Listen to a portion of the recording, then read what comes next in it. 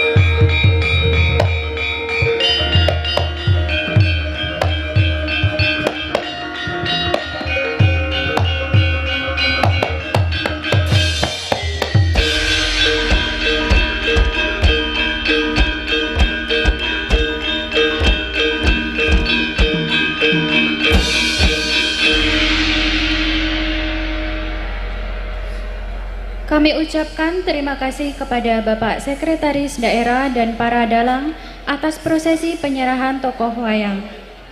Acara selanjutnya yaitu penutup. Hadirin yang berbahagia, demikianlah rangkaian acara seremonial pembukaan pagelaran wayang pada malam hari ini. Selanjutnya, marilah kita bersama-sama menyaksikan pagelaran wayang kulit dengan lakon Salyo Begal yang akan dibawakan oleh Ki Yusuf Ansor, Ki Harmoko Eswardoyo, dan Ananda Fakih.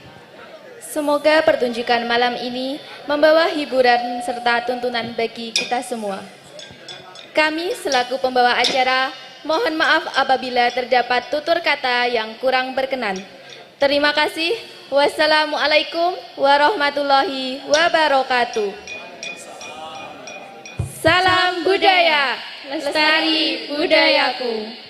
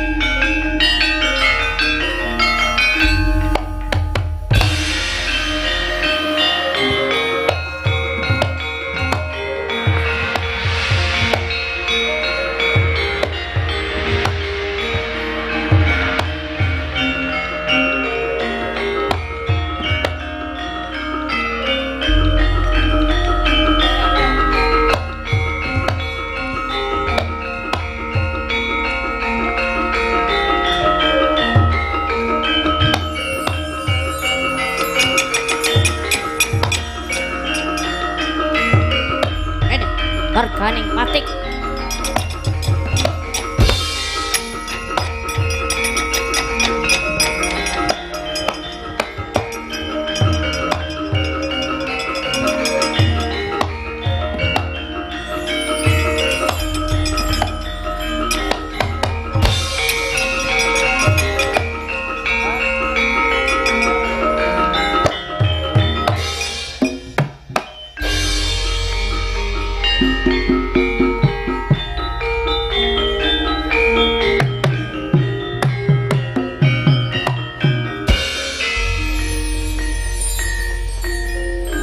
Kaca aja bacut kalau negara Ngastina sesigar semangka ora pati mundur yen durung dadi dek pangamun-amun Kakang Dursala ora kena prenggake becik lakon krasa tangan botol gulumu.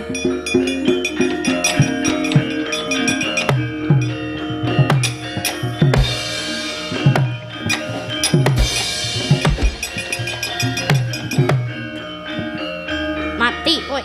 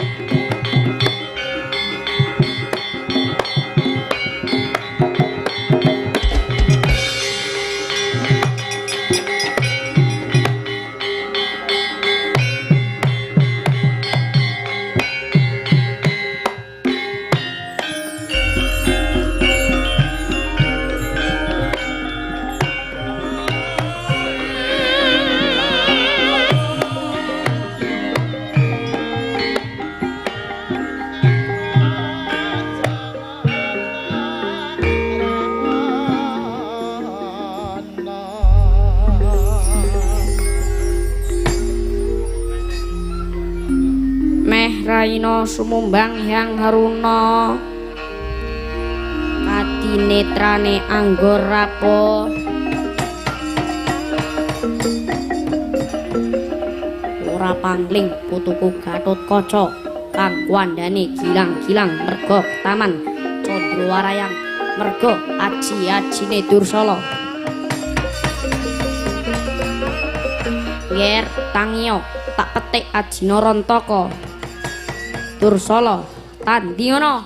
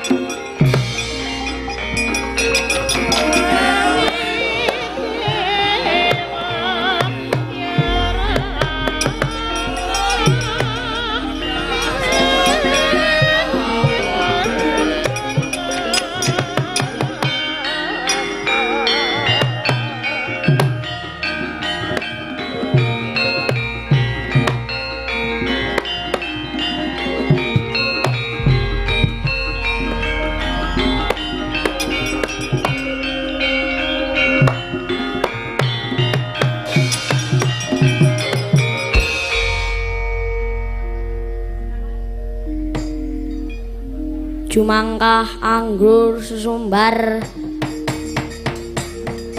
kat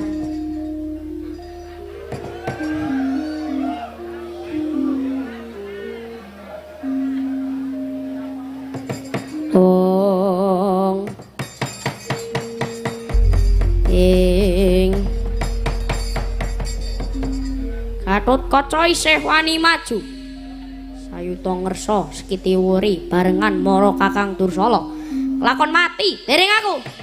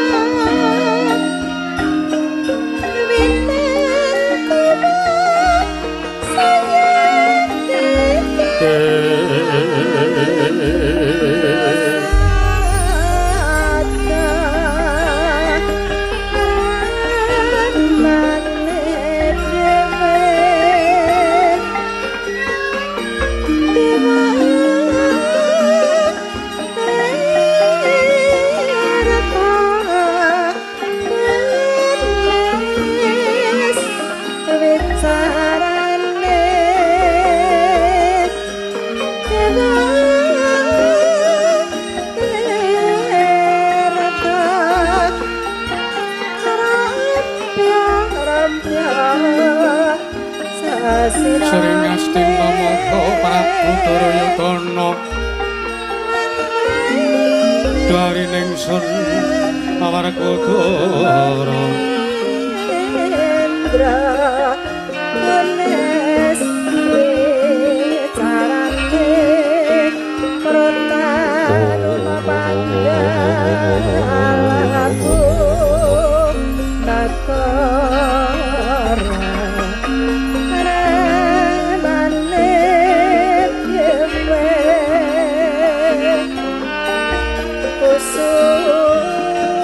Kusuk Mastra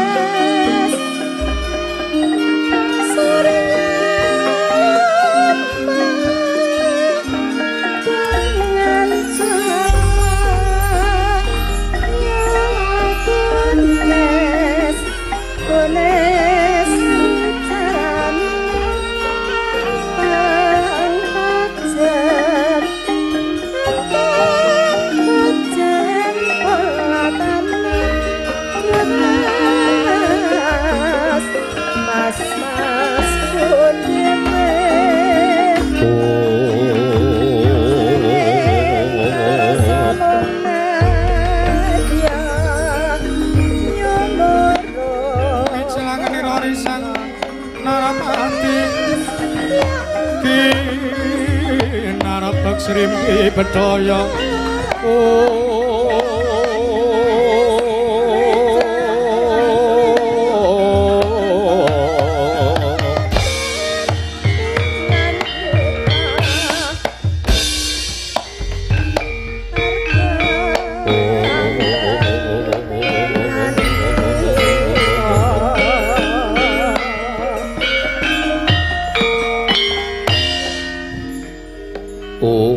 Ilahen Ilahen awigna mastu purnama sidhem awigna mastu purnama sidhem silat mriyang jagat karana sirang tandha kawisesaning bisana sono sinambung laning lebih semakses tantu lambai buddha jinandur tutur katula tutula tulat mereh kapteng paradya ini sedung upama parameng niskara karo nudha tuying jaman Purwa mangga tekap usana ning bumi teta renggeng perambang patumpa-tumpa marma panggung sang mara hengkata segebyar dumadining mayang Purwa purwakaning kandha inarik runtuting basa dongeng kena ngemusu rasa yen linarasaya karaos mula jaru hangrasa wani muruhing diri rasa mangsa ngrumangsani pindhane kaya jalma pangangkina kaca jarwe wis arinakop caing carita becik wis kagelar ing madaning makliran ya Kusjatra mriksani pagelaran Dinggit Purwa Surya Candra Ndaru Iwang Kartika wis klurbung drateng kamasa sehari aratri angidri bawana purateking duk sinaglir kemandi temah dadi wetanganing dina sasi warsi windu kang sarta abad tetungan tangkar sinambun japat tengrem jatatu padhaing kutu walang atu kuburun ulum yang beruntu ya dada benan antan wicalan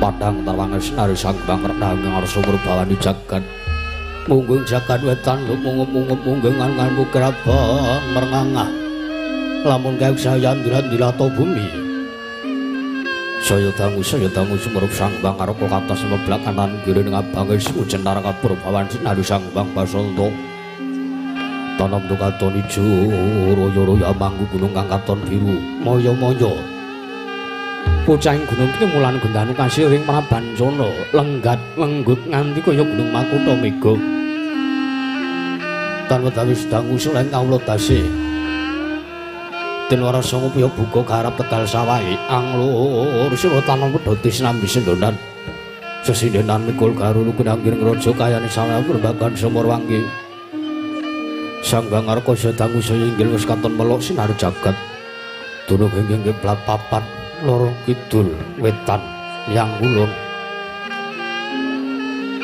sinaring jagat kang sami rebut yodo rebut rebut kekuwung parandiri tatan wonten ingkang amat dari kekuwung praja negari ing Astina ya negari Gajahhoya ya negari Kuru Janggala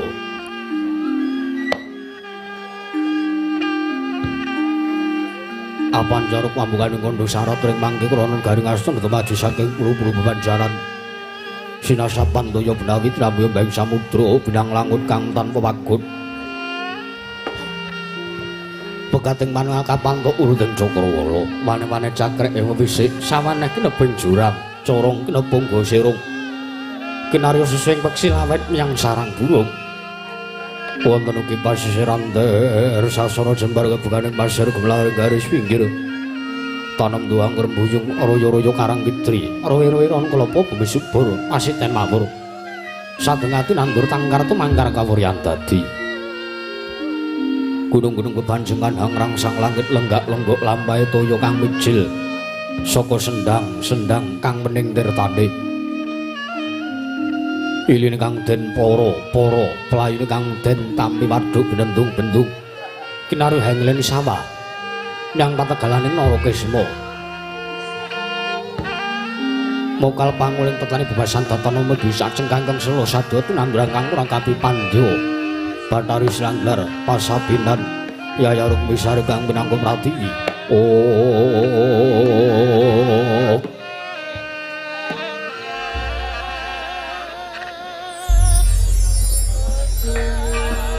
Pategal ngrunggo kulwijing mangan buyu godhongan diambi kowe nganti kaya manglung wit-witande. Polo kependhem polo kesimpar polo gumantung sadotan kuci wajinawi kukulangkang mangis sarasanding diri. Ingone ngaraja kaya tik iwen sang siang rembug lamun sang ablaring manggunan. Lamun wanci sarep surya samya bali mring kandange sowang-sowang. Datanon saran kandhang nggunanjing malang labet lebih saged tindak Durjana Jukti samya sayek seka kapya karo Rinu Sobong saka negari Ngastina. Wana ngimbangi gunung Hanggung Rinaksa mrih lestari urun tumurun trah tumerah sadu dadi huruk-huruk kaning lingkungan. Langkung-langkung lamun tinaliti sampun samya samet mring sesanggeman. Sepen tebih saking tindak sansaya sinansaya wada winodanane mumat sinamatan daya dinayan. Sawiji mapan sejatining jejiban kang pinuji teman mawujud manunggaling cipta rasa karsa kang sak kemah ambabar karya. Kene binasaken Garing Astina Gus Mulat mancik mring jaman Jana panjang munjung pasir pamukira jinawi gemari Kartotata Turta Raharja dasan guru kang njaba padhang jagat dhuwur kuku setor tado kuncarane turta kasusuring manca praja lah sinanda wahu ingkang warangasta pusareng adil bangsa negari Ngastina wenanging wedang ucapna dosana mani sangkata dosa 10 nama wis mestani jejuluk Sangkata Prabu Duryudana. Ya Sangkata Prabu Jaka Pitana ya Jaya Pitana ya Kurawendra ya Sang Kurwatri Dastarastran Jaya Sang Gendari Suta ya Sang Tripamangsa. Pradene mangke Sangkata Senggan Temadaring Damparjana datan mantra-mantra sipating Bathara Yaya Sang Hyang Bathara Kuwira dewaning kasugihan ing Jawanta. Binayang bayang sang janing para Hapsara Hapsari. Kawis napa pandir sagunggang samya semewa. Yayara ping samudring dedharatan. Wadatan kantun wiswane sang Janungan tungguling Parjana Garing Astina ing sampun katingal wiswanira. Mungkin kepareng caket dening mangan sumuhuning Dya Mantri Pangreksa Muka. Pepati negari Ngastina bidalem ing Plasa Jenar nenggi Sang Rekyana Patih Harya Sengkuni ya Harya Suman. Prandri mangke Sang Rekyana Patih Harya Sengkuni mangeraken mlinggaipun pandhiten saka lima. Lujeng negari Ngastina Sang Tapa Gandura prandene ngrawuhaken lenggahipun nalindring mandra ku Sang Prabu Salya pramila Sang Utarsa medharing sabda manduka gendring kawedharing lisan.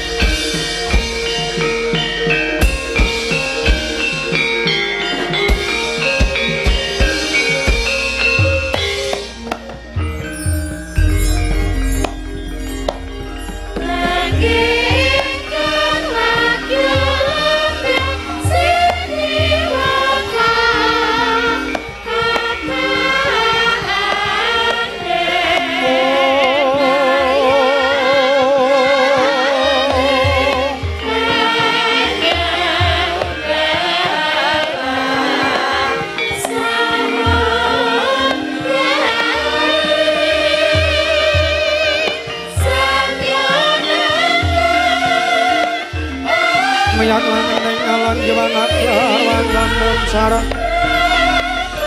tinon lerak kakonang surem sorote padang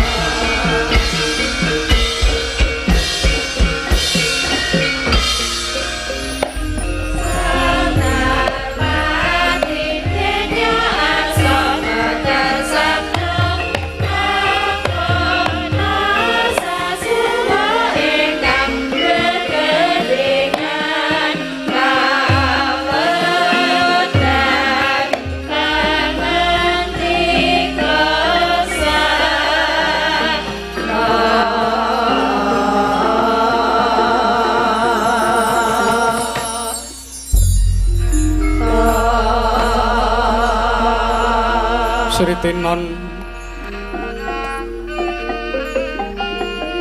neng pasewakan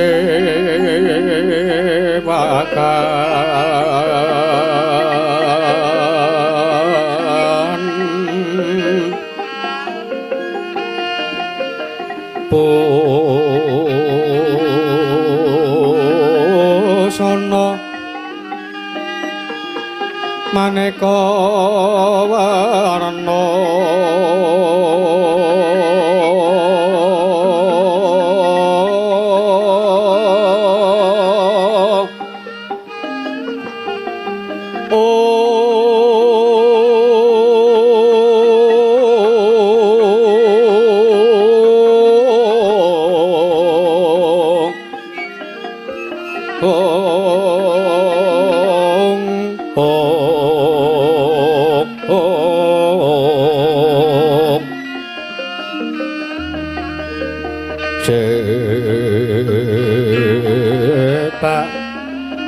Puspetangu kyono Myang mansra sarwarukma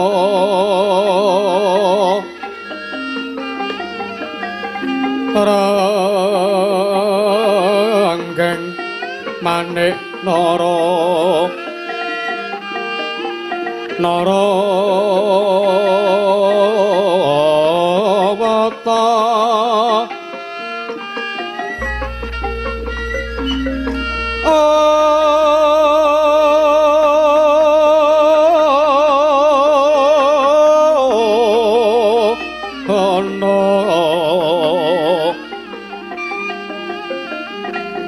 Obro prabanya kangsu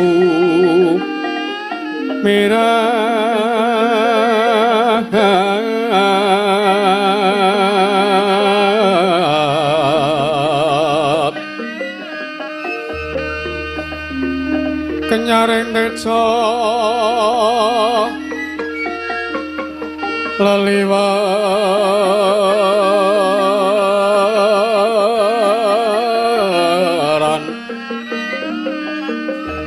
ler ke lan sisiring tatet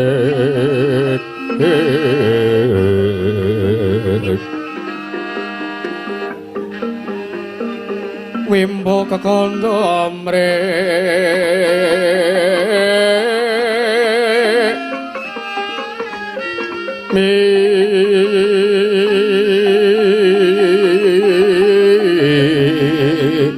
ingeng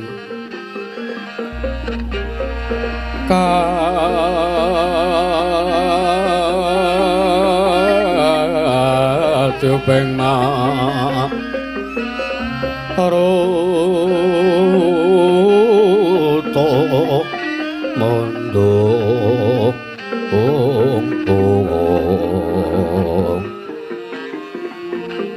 oh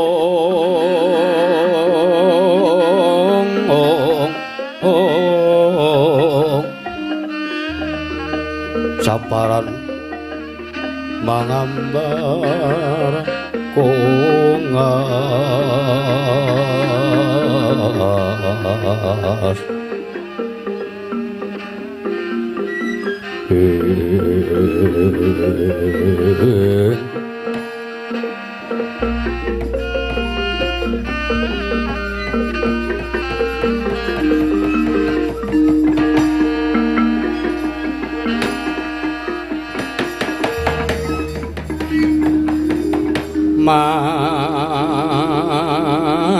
mangyo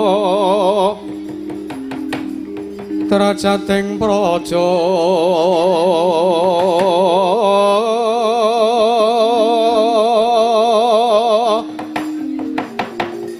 kawuryan wasunya ruri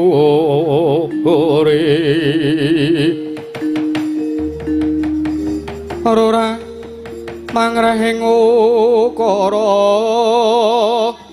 karana tanpa palupi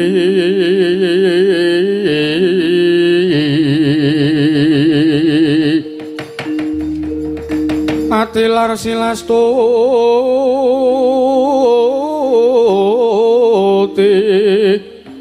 Sujono Sarjono kelu kalulon kala tida tidem tandaning mati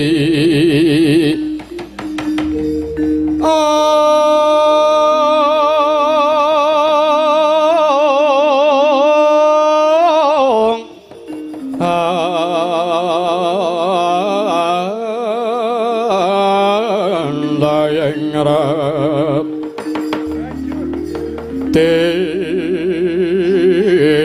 ning karoban Orupito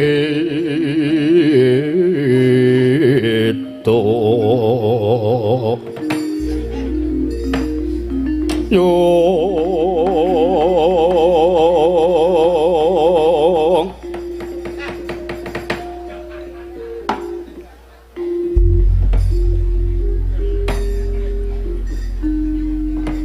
Yaestu karo jagat manik raja dewaku Nurwangi Paman Patih Harus Sengguni Paman Patih Ploso Jenar Paman Patih Harus Yuman ayo dadi kaget pengendara si Paman Patih Harus Sengguni wonten sira ingsun biji wenten ngajengan mandira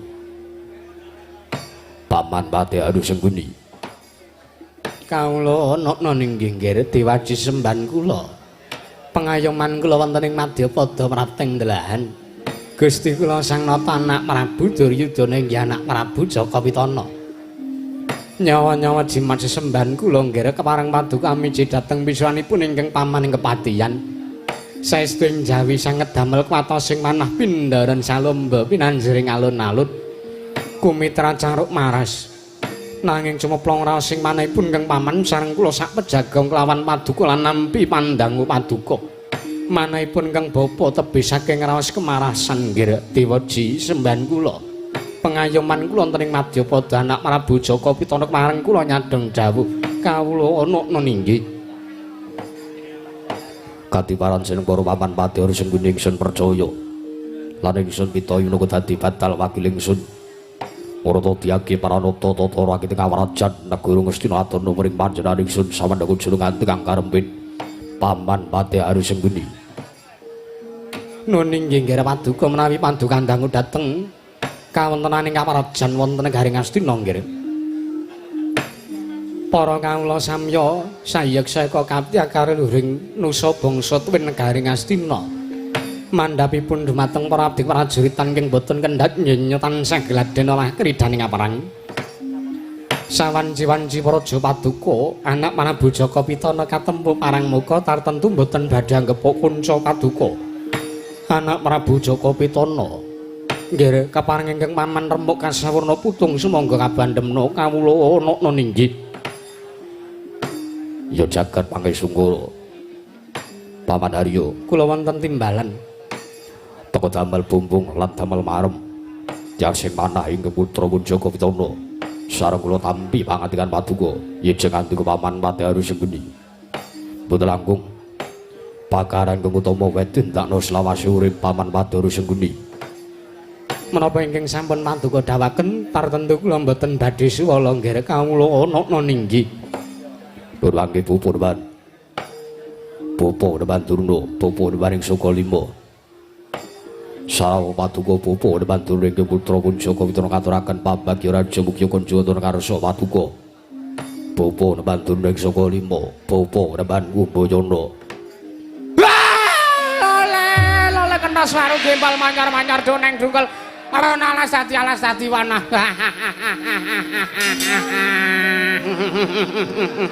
Nggih. Kajenge mboten ngantuk, nggih.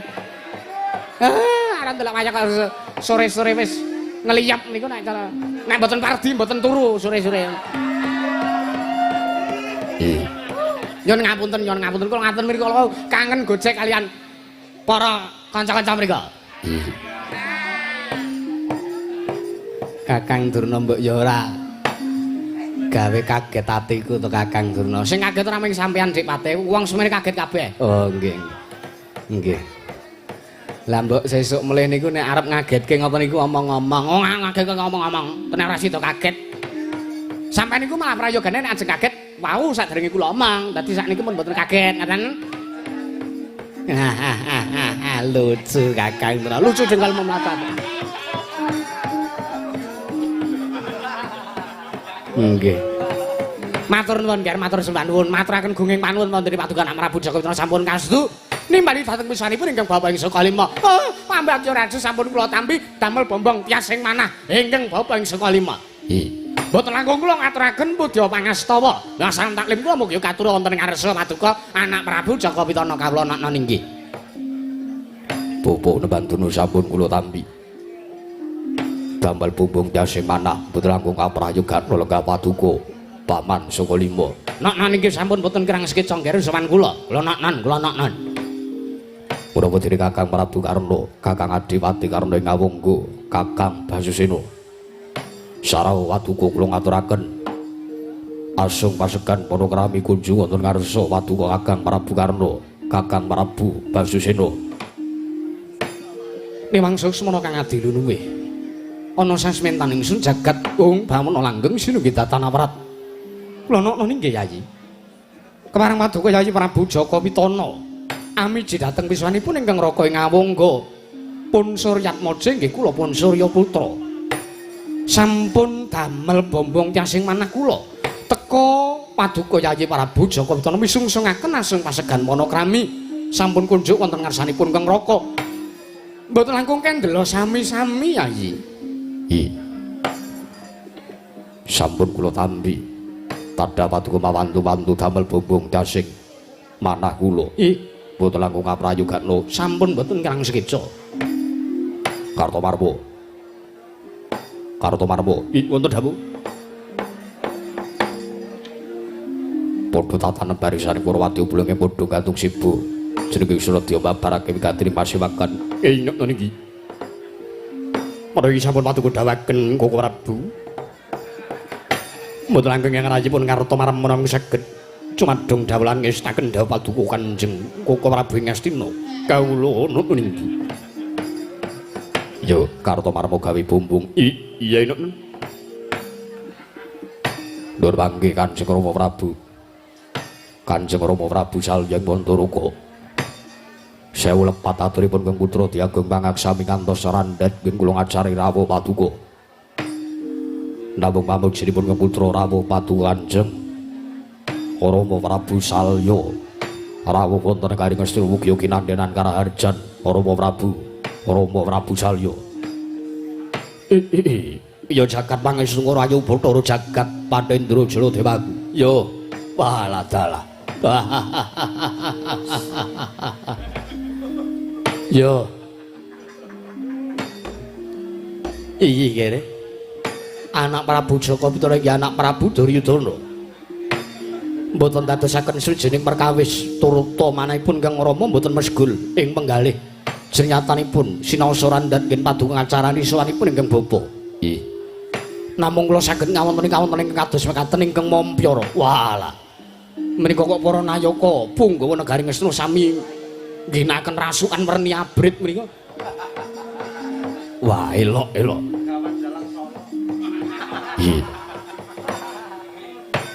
Kula malah pekewo lho, Nggih. Ewet perkewet kados pundi? Kancane ngangge abang kok kula ngagem coklat piyambak niku. Kula nyuwun mangapunten, Nggih. Mboten dadosaken merupa.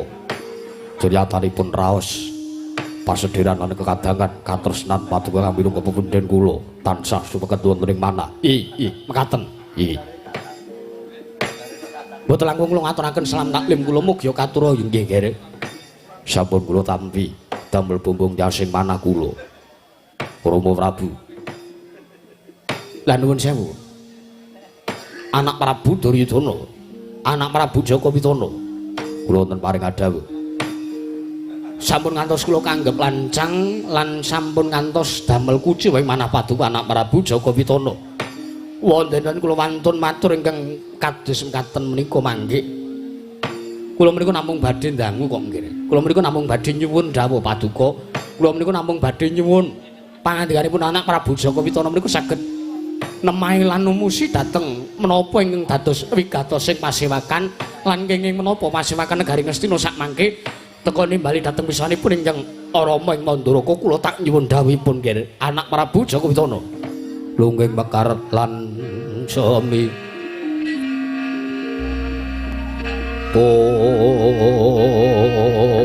puspita ing taman sari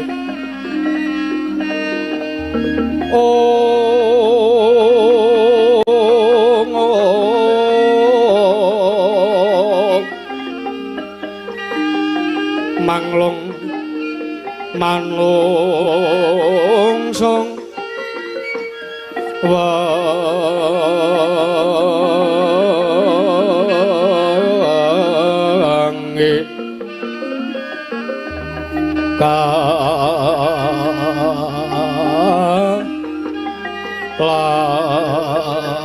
lawulan nindakari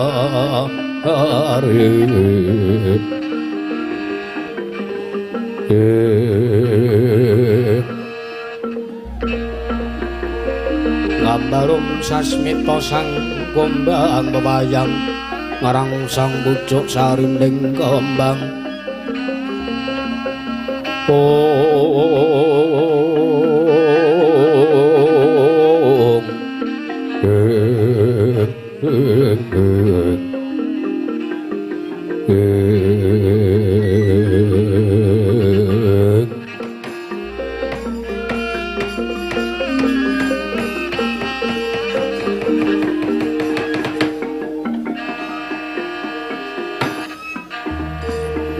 jagat pangestungkara Rama Prabu Salya kula wonten timbalan nggih paman Padharu sing pundi kula wonten dawuh nggih Bapa Pandurna kula wonten dawuh nuwun sewu nyuwun pangapunten estu kemawon tanpa kula matur wonten karsa jengandika sampinging sami rawuh mesti kemawon jengandika sami sampun sami pirsa menapa ingkang dados legetaning manah kula wonten kula nggadahi pasemon ingkang sajak kujiwa ing manah Sungkawa tiasipun Kang putra pun Jaka Pitana Rama Prabu kula nyuwun dawuh lho mangke riyen paduka anak Prabu Jaka Pitana menika dereng maring dawuh lho paduka dereng maring dawuh menapa ingkang dadosaken dasar sabab saha jalaranipun paduka anak Prabu Jaka Pitana nggadahi pasemen ingkang sajak sunturut gayanipun menika kula nyuwun dawuh. Lah paduka mawon dereng medharing sabda pangandika. Lah kula menika badhe matur menapa? Nggih. Sing cetha to nggih panjenengan menika. Menawi paring dawuh menika, Nuwun sewu menika dipun rawuhi dening Ingkang Rama Marasepuh ing Mandaraka inggih menika pun sinuwun Prabu Salya. Sampun ngantos sing sak mangke damel kucem maraos sing manah lan damel kuciwa sak lebeting tas sinuwun Prabu Salya ing Mandaraka krana paduka mboten paring dawuh menapa ingkang dados legetaning manah paduka. Mangga kula aturi paring dawuh. Inggih nggih. Babar pisan ingkang Rama badhe nganglungaken jangga nilingaken karna nyuwun dawuh paduka anak Prabu Joko Witono. Napa melih sing ajeng kula penggalih? Napa melih sing ajeng kula gagas? Kejawi boten tanggung malih. Lan para Sata Kurawa taminipun Kang Putra pun Joko Witono inggih boten tanggung malih. Badhe mapak tumekaning jangkaning jagat kodrating pepesti. Perang gedhe kang winastan Bratayuda Jaya Winangun. Rama Prabu, kula menika bingung. Rinten pantaraning dangu kula menika kuwatir. Kula menika ajrih menawi ngantos binjang para Pandhawa kudu saged ngawonaken sangyaring para Sata Kurawa. Temah para Pandhawa ancik-ancik kamukten lumantar kuwandaripun Kang Putra saking para Sata Kurawa. Ingkang kula manah-manah, ingkang kula angkah, ingkang kula jangkah saben dinanipun mriku. Kados pundi serananipun para Pandhawa saged glasah dadi babatan pacing nalika perang Bratayuda wonten Madaring Tegal Kurukshetra. Oh, mekaten. Oh, alah nggih dados menjelang menika namung angajab dumadining perang Bratayuda ngaten. Mboten. Kula menika mboten ngajab sapa sing sudi perang, sapa sing saguh perang. Nger, lho dawuh. Nuwun sewu. Bapa turu kados pundi? Bojo kula pun wilu ta nembe mandhap. Liripun menapa? Dedake telas kala wau. Kakang Duna kok nyela-nyela. Gudruna. Kula wonten jawuk. Menika rembug wigatos. Nggih. Lah kok paduka malah nyela-nyela aturipun Kang Putra. Nuwun sewu. Menawa sampun boten betah lenggah teng negara Ngastina. Menawa sampun betah lenggah melu karo para Sata Kurawa, apa wis ora saguh mukti wonten kersanipun Kang Putra pun Joko Witono. Lho, liripun nggawa bojo ora tatat. Nyun ngapunten nggih, nyun mapunten.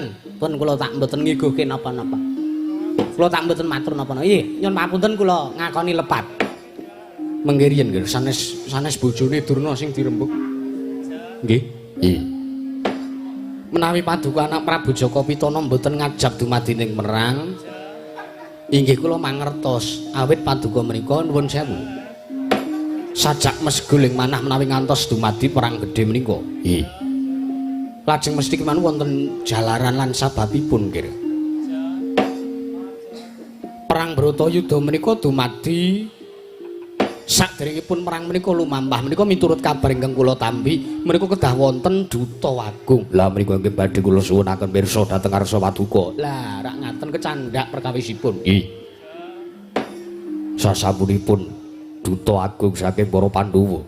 Mbuh, agunge saka ngendi kula ya ora ngerti. Sing diagung-agunge niku napa kula niku ya ora ngerti. Pandhawa wanine mung utusan karo wong tuwa-tuwa. Lho, sinten? Tiang sepuh-sepuh sinten? Dewi Kundi kalih Prabu Drupada. Niku nek mboten wong tuwa-tuwa napa? Nggih, nggih. Menika pun agungaken kalian para Pandhawa. Lah iki Duta Agung tumrap para Pandhawa, nanging tumrap Duryudana menika duta ketibal. Lho. Liripun menapa? Pandhawa niku ora duweni watak satriya. Kena ngopo yen arep nanjing negara ndatah utusan karo wong tuwek-tuwek. Kena ngopo Pandhawa ora prapta mriki piyambak. Nuwun sewu barek. Gatel. Nggih. Tepate apa? Aku ora dijaluki iku. Ora apa-apa. Malah penak. Ndelok ki penak kok. Iya. Ngrungake tabuhan kuwi penak tenan. Karo maido wong mayang kuwi penak tenan. Aja dipaide to Kang. Kula niku arep ajeng mayang sewengi niki tok. Nembe pisan iki teng mriki niku. Wis ora idep apa. Aduh. Pokoke sampean le mbusana besus lho Dipati. Nggih. Wis wangun apa gayamane Sala wis lawas. Jarike ya jarike lawas. Tagene lawas, kerise ya lawas saka Mbah Gati. Iya, anu nggih. Ning kok kalungan pot.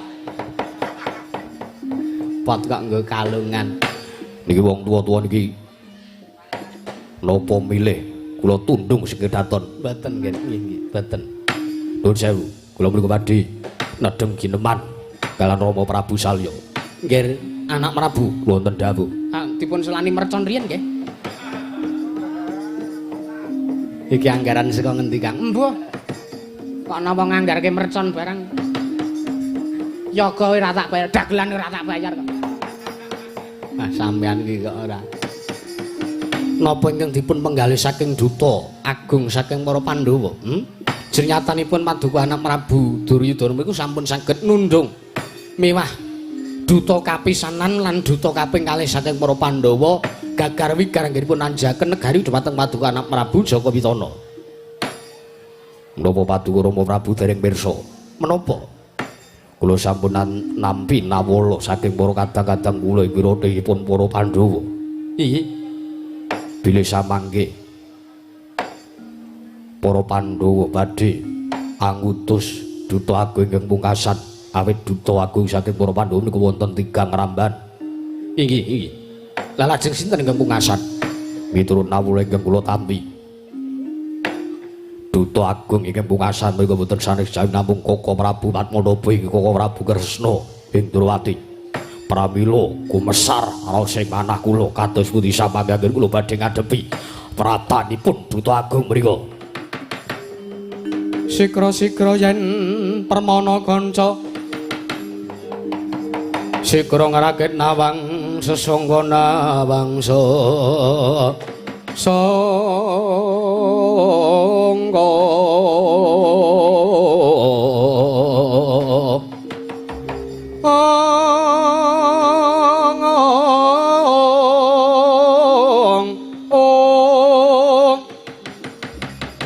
Katriku mulung mangrembak ing wadya kurta kurare kagiri-giri ro nanggono magawe gelar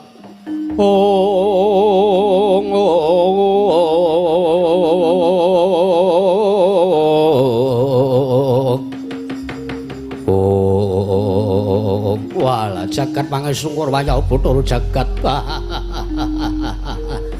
Ameng kali anak kula Ndrawati kok sampean mriku ajrih lho nggih. Nggih. Ameng kali sireng kak panjenengan mriku ajrih lho. Kakang dunung. Mboten ajrih kados pundi. Prabu Kresna mriku Piyai Lantip Panggraita. Piyai Wasis Waskita ing Ngesti menawi ngantos sakmangke kula kajlumprong lan negari Ngastina menawi Indra Prasta kula wasrahaken kondur dhateng pangesipun para Pandhawa. Para Sata Kura kedah mapan dhateng negari pundi? Lho nuwun sewu, menika ingkang dipun rembag dening duta agung menika rak namung mesthekaken Bratayuda siyos napa mboten? Nggih to? Nggih. Menawi Paduka Anak Prabu Jaka Pitana masrahaken negari Ngastina dhateng pangesipun para Pandhawa teges negara dibalekke. Niku mesthekaken lan mertandaken bilih perang Bratayuda mboten siyos. Kosok wangsulipun menawi Paduka Anak Prabu Jaka Pitana menika ngukuhi negari Ngastina mboten pun pasrahaken mboten dipun wangsulaken dhateng pangesipun para Pandhawa menika perang gedhe Bratayuda badhe dumados. Rek ngaten to nggih? Nggih. Ingkang kula bingung mriku kados pundi? Menawi perang gedhe Bratayuda dumados para Sata Kura badhe nemahi perang. Lho kados pundi nyatanipun Paduka umami sampun saguh ngukuhi negari Ngastina nggih kedah dumadi perang. Nanging menawi perang Bratayuda boten siyos lan negari pun wangsulaken dhateng pangesipun para Pandhawa, para Sata Kura kedah mapan dhateng pundi? Rama Prabu. Walah. Walah jebul arek ngrembak menika namung mekaten to nggih. Mengiriyen. Paduka Anak Prabu Jaka Pitana menika kok kuwatir menggalih babakan kahanan kerajaan. Paduka Anak Prabu Jaka Pitana kok kuwatir menggalih babakan Kurawa arep urip ning ndi kawula Ngastina arep urip menang endi? Nuwun sewu, nuwun sewu. Kula aturi Mas paosaken ingkang Rama ing Mandaraka. Kula menika tiyang sepuh lho nggih. Kula menika wong tuwa, kula niki wis tuwa, kula niki wis nuwun sewu. Sampun boten mantes, sampun boten mantes jalanipun menika kula niku wong tuwa bangka tuwek keklek. Menawi kula sak mangke taksih mengku kebawat keperintah negari Mandaraka, kula niki pun tuwa, kawula kula saya akeh, kula niku pikiran kula niku saya kebak. Malah mungkin namung sasar susur buyar anggen kula mengku sangjaning para kawula sak negari Mandaraka. Lah, wondene menapa kula matur kados mekaten menika kula wau, kula nyuwun sewu nggih, nyuwun sewu. Menawi midhangetaken lan menawi ndaraturipun ingkang Rama lho menika. Negari Ngastina lan Ngamarta kula aturi konduraken dhateng panguwasipun para Pandhawa. Lajeng sak mangke Kurawa, inggih paduka sakadang Kurawa badhe mapan wonten pundi? Nyuwun sewu. Kula lila lereh keprabon nggih. Kula lila lereh keprabon. Negaring Mandaraka kula aturi nglenggahi paduka kula aturi madheg nalendra wonten negaring Mandaraka nggih.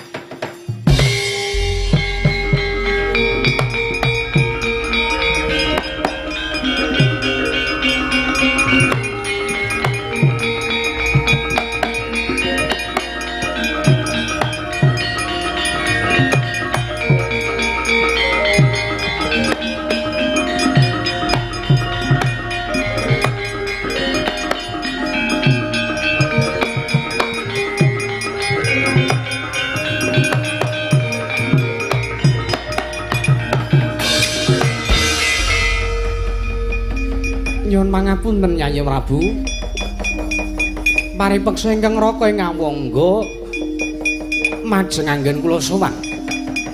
Kakang Prabu Karna Kadiparan. Nyuwun mangke, nyuwun mangke. Kula kok rada bingung. Bingung liripun kados pundi? Nuwun sewu to. Menawi cara kula pundi wonten nalendra ingkang lila negaranipun dipun pasrahaken. Liripun kados pundi? Nuwun sewu, kula matur kados makaten menika awit jejer kula menika ugi nalendra. Kula ngraosaken kula ngemong sangjaning para kawula dasih. Kula ngraosaken mengku mimpin wonten sawijining negari. Pramila kula saged matur ingkang kados mekaten. Nuwun sewu, kula kok ngeman dhateng derajat paduka anak Yayi Prabu Jaka Pitana. Ngemanipun menapa? Maduka menika nalendra Gong Binetara rikala badhe lenggah wonten negari Ngastina menika mawi srana ingkang rekoso mawa pangorbanan ingkang ageng tumrap sangjaning para kawula. Nggih. Nanging kenging menapa sak menika negari Ngastina namung teka dipun masrahaken semprung dhateng pangaosipun para Pandhawa. Lajeng paduka menika nalendra Gong Binetara kok trima mong nglungguhi dampar silian. Paduka menika nalendra lho Yayi. Paduka menika aratu kedah nglenggahi bawa leksana menapa badhe kasembadan lan menapa sak mangke mboten badhe damel kucem asmaning paduka Yayi Prabu Duryudana. Ning atasipun nalendra kok mung nglungguhi negara silian, nglungguhi dampar silian menika nuwun sewu. Kula ngeman dhateng derajat paduka Yayi Prabu Duryudana menika ingkang ping pisan, ingkang kaping pindho nuwun sewu, nyuwun sewu. Walah, kula kok ngrumangsa, kula niku rumangsa, kula rumaos dada kula menika dipun kilani dening paduka Yayi Prabu Duryudana. Liripun menapa? Ngastina menika tasih kagungan senopati. Ngastina menika gadah senopati inggih. Kula menika senopati negari Ngastina. Kenging menapa kula mboten dipun utus manjer gendera perang. Ngecak perang gedhe Bratayuda mengsah Sangyapura Kadang Pandhawa. Nuwun sewu, Blaka Suta kula mesgur. Kula gelok. Kejawi saking menika menapa? Kula sajak sampun boten pun pitados dening paduka Yayi Prabu Jaka Pitana malih. Awit menapa? Paduka Yayi Prabu Duryudana menika langkung mijanget miwah langkung pitados dhateng ngendikanipun tiyang sepuh ingkang nuwun sewu lho menika amin sewu. Midhanget dhateng panjenenganipun tiyang sepuh ingkang boten nggadahi kekiyatan menapa-menapa. Liripun menapa kula matur mekaten? Wong tuwa niku sing digunakake dasar sing digunakake menika namung paseduluran. Sapa wong tuwa sing ora ngajap antarane para Pandhawa lan Kurawa menika saged rukun nuwun sewu sejatosipun atur ingkang kados menika Ngaten menika kula namung nutupi dhateng karingyanipun wong tuwa menika kula wau. Pangandikan kados ngaten menika kula namung nutupi dhateng karingyane tiyang sepuh awit mboten saged malih nindaken paperangan Yayi.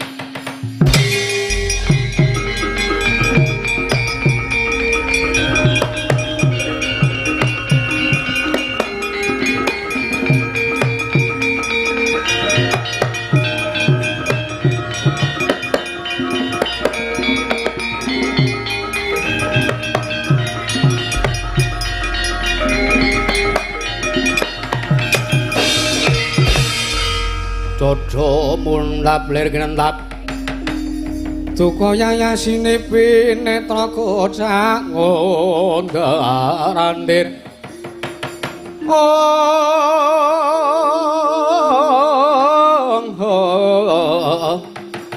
Jojo bang mawingo-wingo yen sinaben parang sagedeng walah jagat pangesungkur ayu Bathara jagat Karna Karna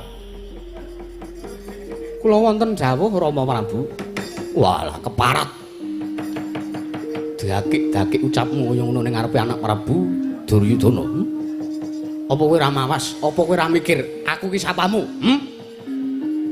aku iki apamu lho piye to iki nuwun sewu Kanjeng Rama menawi nuwun sewu menawi mboten apal dapukanipun iku benjang melih tanglet kalian ini parat wong tuwa nggo dolanan karena iki rembug wigati aku tak omongan karo kowe iki kados pundi walah aturmu ingkang akeh-akeh kaya mangkono mau gawe wirangipun Rama merga kowe wis gawe wirangipun Rama ayo tak larak metu jaba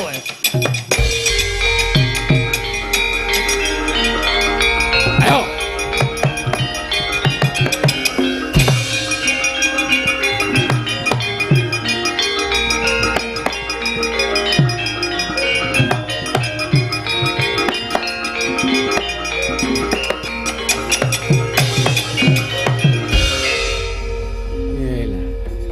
niki pripun niki ha niki kok malah para priageng-priageng mun sami kesah niki pripun kajengipun wah latal paman Sengkuni kula wonten dawuh nggih kula rada marem kados pundi kula nggadahi rasa lan kula wiwit nggadahi anteping tekad awit Kakang Prabu Karna ingkang sak mangke badhe nyengkuyung dhateng lekasipun Kang Putra mekaten nuwun sewu nggih kepareng mingset sawetawis anggen kula sowan awit kula mireng ala ing Sang Jaya para kawula dasih ingkang sami ngandhakaken bilih Duta Agung ingkang kaping 3 inggih Duta Agung kang pungkasan sampun tumedhak wonten negaring Astina kula aturi tata-tata samata ing gati sawegeng diri nggih anak Prabu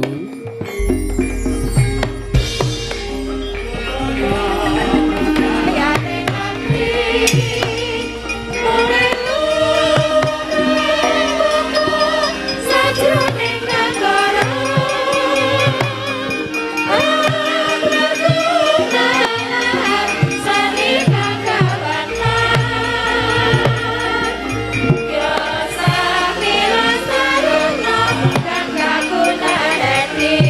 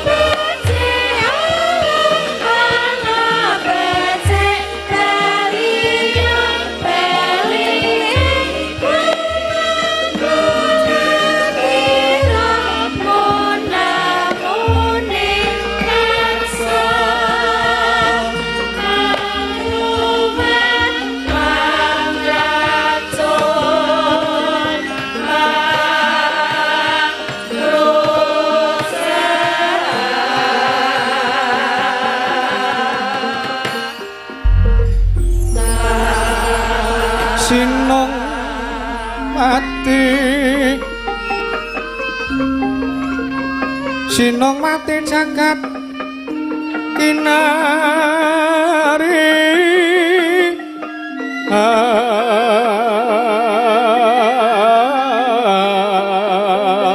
among mbak lumembak ombak ing samudra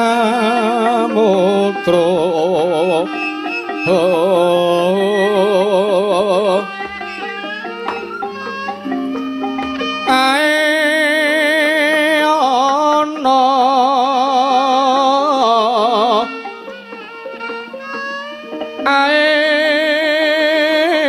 ana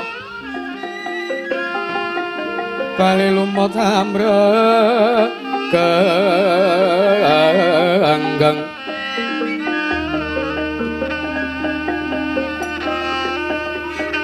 awito denceng dencengan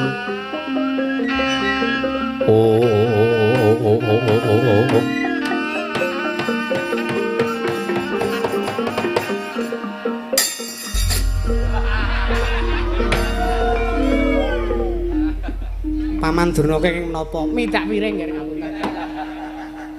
Mbok nggih ngatos-atos ngapunten kula kinten nek niki niku asbak.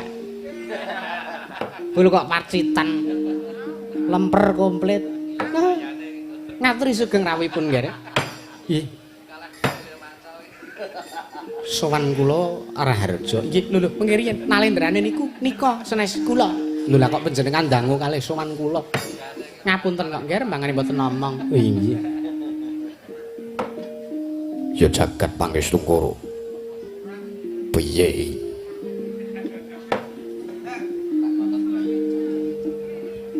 Ayo ke amang. Panjenengan menika kalih ratune kok kaya ngoten. Wah. Ya jagat pangestu karo. Yayi nuwun sewu Yayi Prabu Yayi Prabu Jaka Pitana Yayi Prabu Duryudana wah jagat pangestu kala Yayi Prabu jagat pangestu wonten dawuh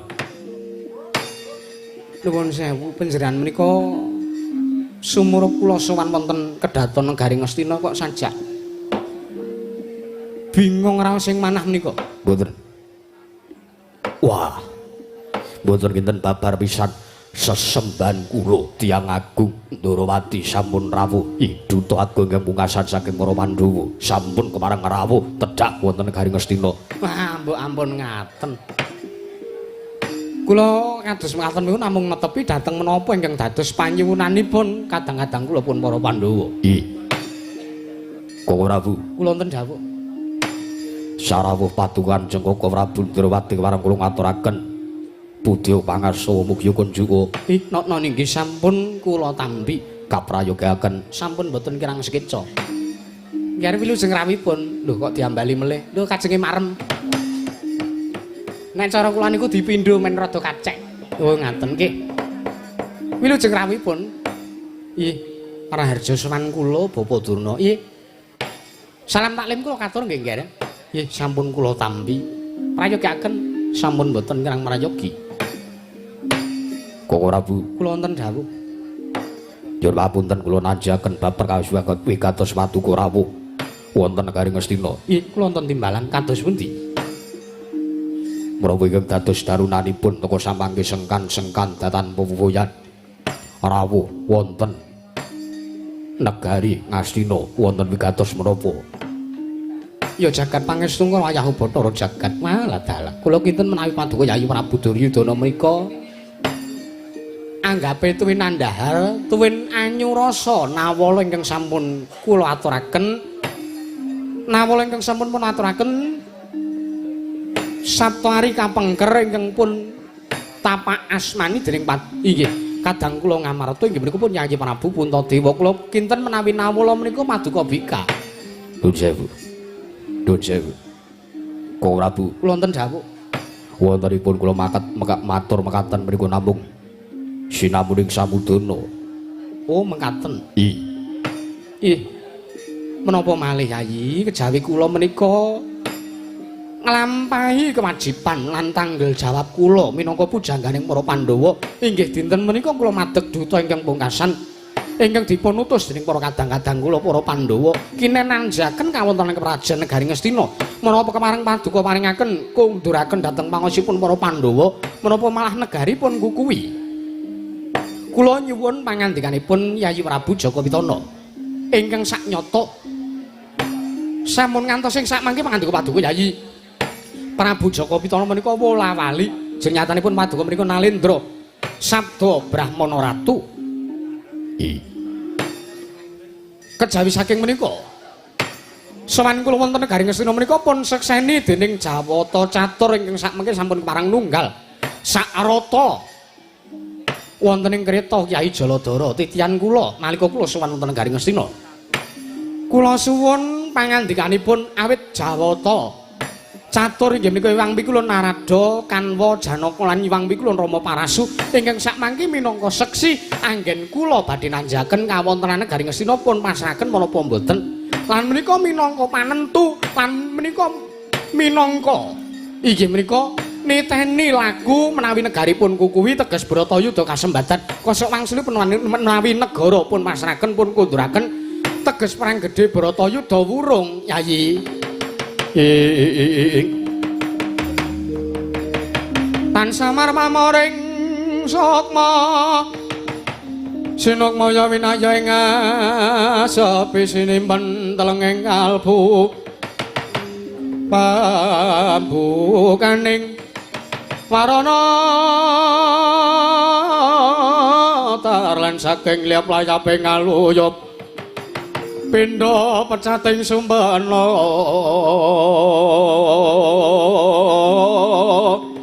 sumusuping rasa jati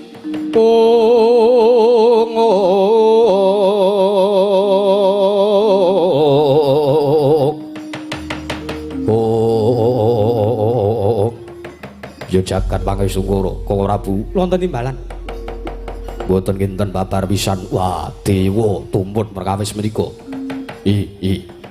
Nuwun sewu kula boten wantun dolanan kula boten wantun matur ingkang wola-wali pangandikan kula kaleresan meneh mekaten samangke kula aturi nyekseni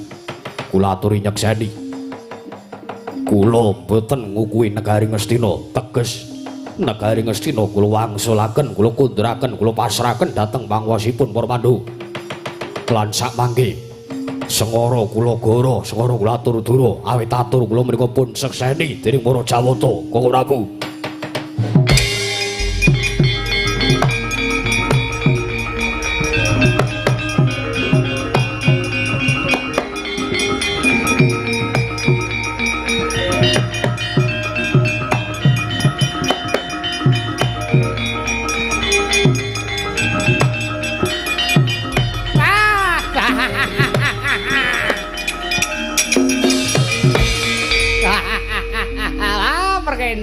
Dayang pak bolong kali conde sapa sing gawe kresna sasinampurna kewajiban kita ngger sasinampurna tanggung jawab kita kresna yen ngono ulun sekseni perkara iki wis disekseni jagat yen to perang gedhe Bratayuda wurung ngger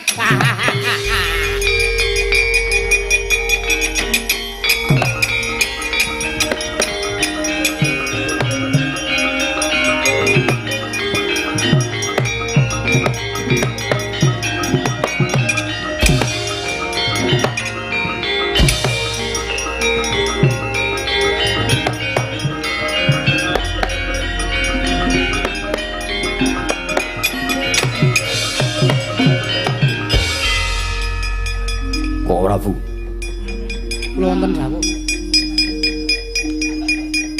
kula pun midhanget piyambak kula pun sumurup dhewe yen to dewa catur ingkang nunggal sarata lan panjenengan samangke sampun kesah sampun uncat saking bumi Ngastina pramila sampun ngantos atur kula masrahaken negari dhateng pangusipun para Pandhawa sampun ngantos menika pun pitados Lho Jaw. Taunana Windanana yen to durung glundhung mestakane Duryudana urung kasembatan Pandhawa ngukum negara Ngastina.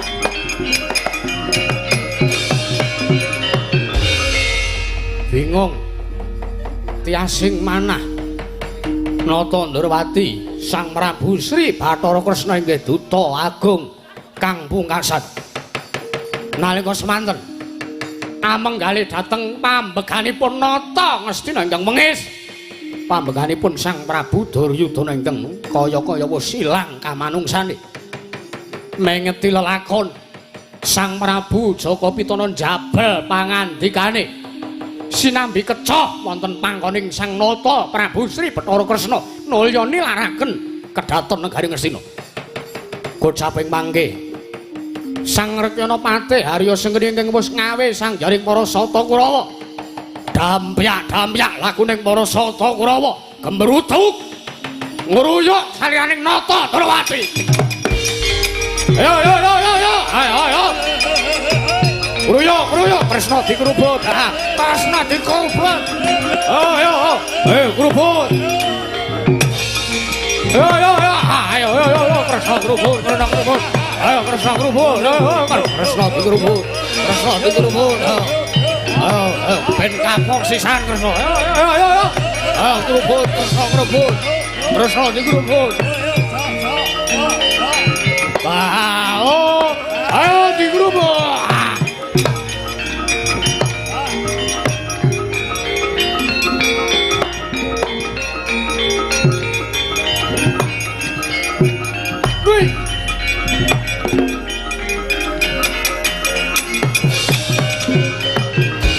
Ayo, kerubut, keroyok.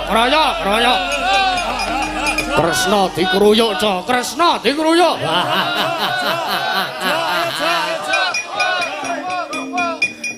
Modar tenan Kresna. Wah, modar tenan Kresna kowe. Wis ora iso ngapa-ngapa tenan Kresna. Ayo sambata kowe Prabu Kresna Ndakawati. Ayo dikerubut karo Kurawa. Sengara iso glawat. Ayo modar tenan Prabu Kresna, modar tenan.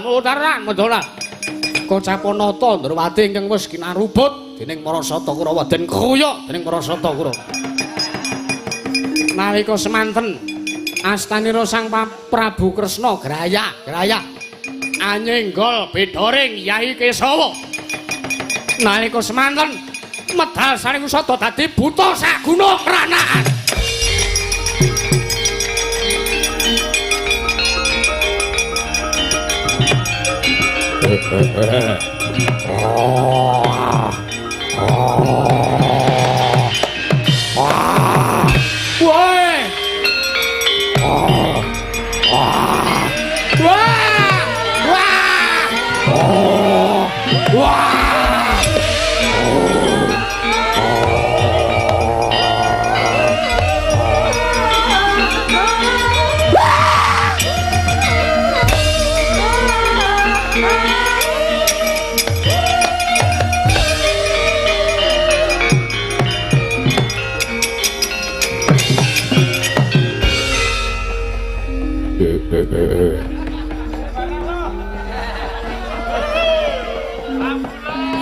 Ora bayaran kok do mempeng.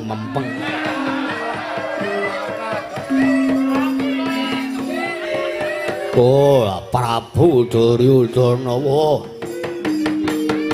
pakartimu pancen sak ngisoring dlamakan kowe. Yo negara Ngastina wae dadi regejekan untale wae. Nggih, kula aturi sareng nggih.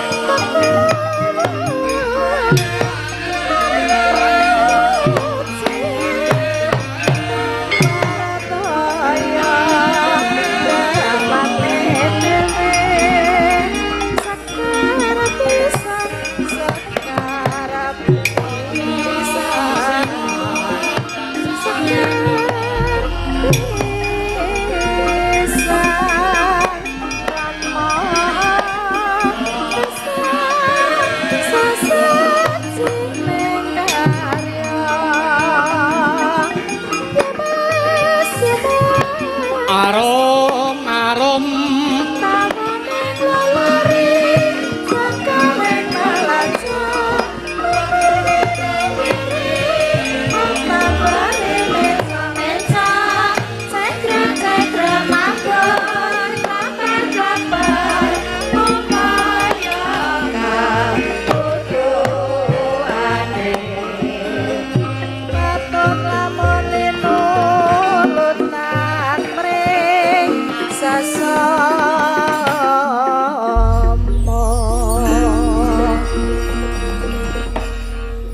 wah edian wah.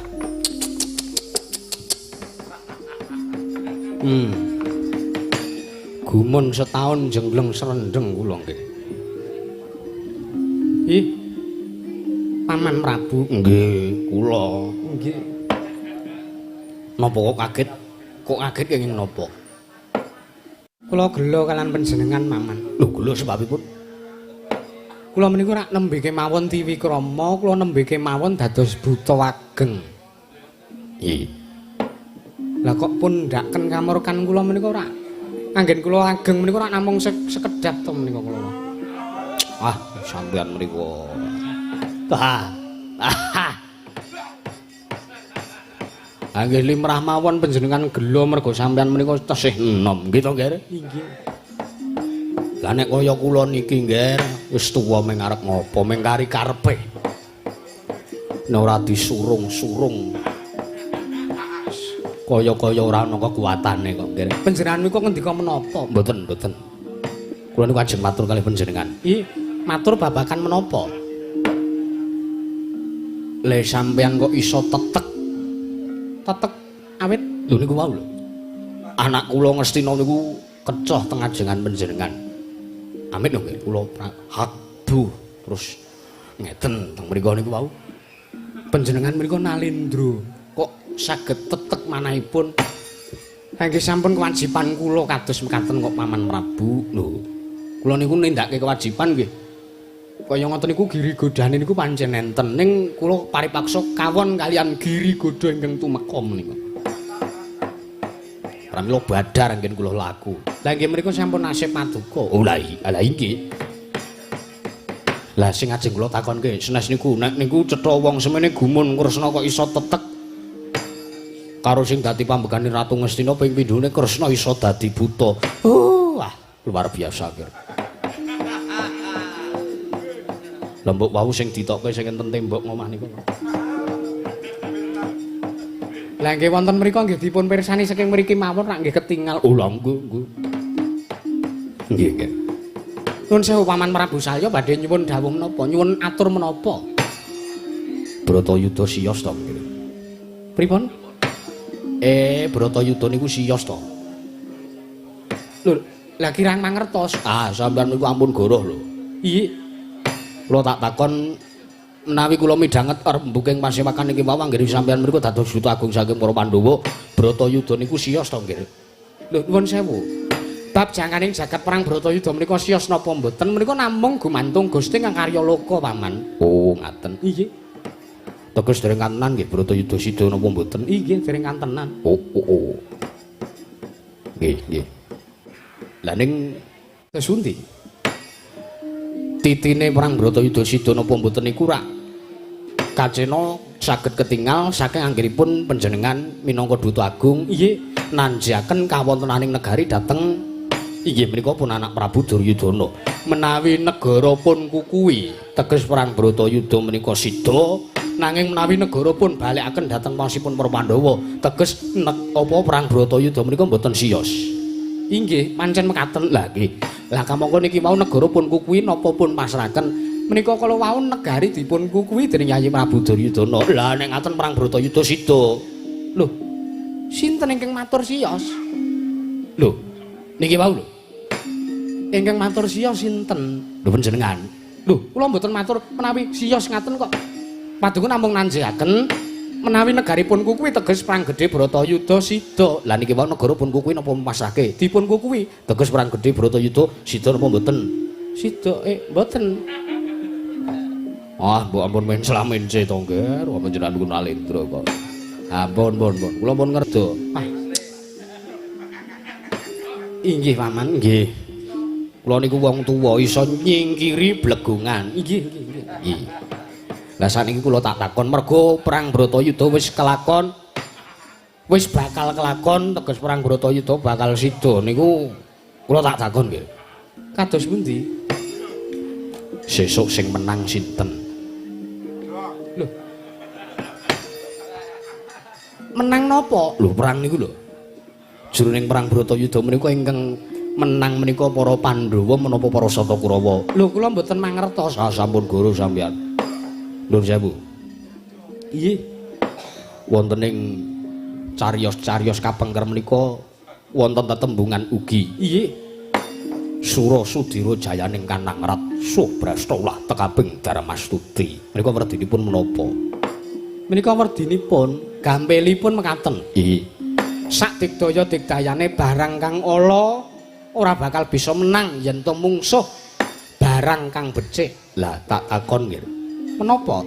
Teng mriki niku antarane Pandhawa kalih Kurawa niku sing apik niku Kurawa napa Pandhawa? Sing elek niku Pandhawa napa Kurawa? Sing elek Kurawa, sing apik Pandhawa. Lah nek ngaten nek perang niku wau sing menang niku sing apik nggih, Nggih. Nggih. Lah nek ngaten Pandhawa to sing menang. Lho. Iya no. Mboten saged. Iya no.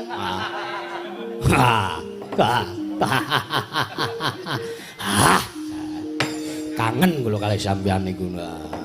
Ya pun nek ngaten Pandhawa cetha menang. Nuwun sewu kula mriku mboten matur lho.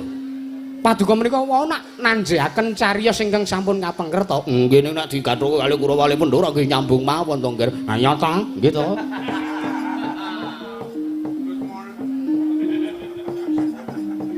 Nggih kula nderek mawon Paman. Nggih, pun nggih nggih gojekan. Nggih. Pisan melih kula ajeng matur. Kados pundi? Kula tak matur kalih sampeyan. Matur anu paring dawuh menapa? Kula titip anak kula. Sik nggih. Napa?